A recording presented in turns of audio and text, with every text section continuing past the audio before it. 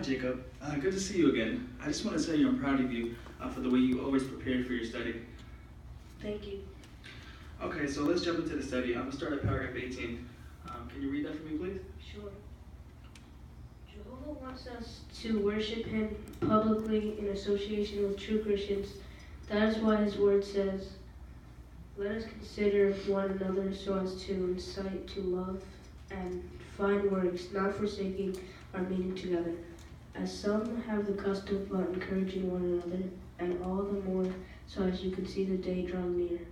When we gather with fellow believers at Christian meetings, we have a wonderful opportunity to praise and worship our beloved God. We also build one another up and encourage one another." Thanks for reading that. The question is, why should we worship Jehovah publicly in association with true Christians? Because we receive encouragement from others at the meetings, and we encourage others. Yes, Jacob, that's correct. And there's a scripture quote in that paragraph. It's Hebrews 10, 24 and 25. Can you read that again for me? Sure. Let us consider one another so as to incite to love and fine works, not forsaking our meeting together, as some have a custom, but encouraging one another, and all the more as you see the day drawing near. Thank you for reading that. So we see in the scripture, the Apostle Paul was giving counsel to the first century Christians about the importance of the meeting together.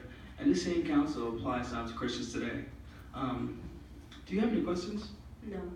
Okay, so let's move to paragraph 19 and I'll read that, okay? As we associate with other worshipers of Jehovah, we strengthen the bonds of love and friendship in the congregation. It is important that we look for the good in one another as Jehovah looks for the good in us.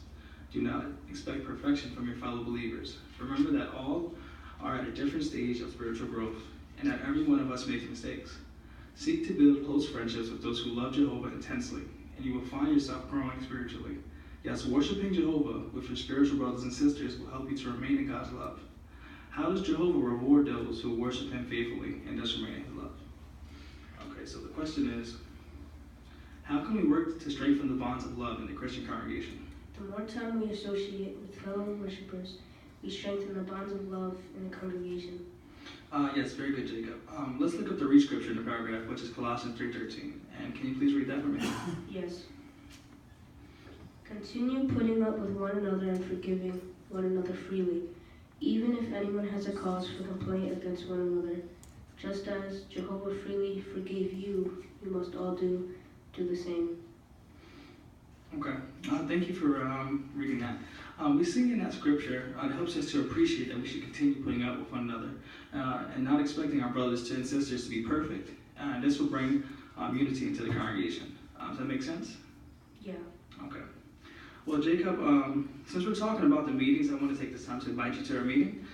Here's our invitation. Inside is the address, the time, and the talk that's going to be given is "The Earth Will Remain Forever." It's a great talk given by one of the brothers from our hall. So I hope you could come, and I would like you to invite your older brother. You know, he's a really smart and funny guy. So there's something about him, I don't know. I think you should invite him. He might like to talk. My brother's okay, I guess. See you this Sunday. All right, sounds good. See you, Jacob. He has to go overboard with it. I put one line in there. He got to add it.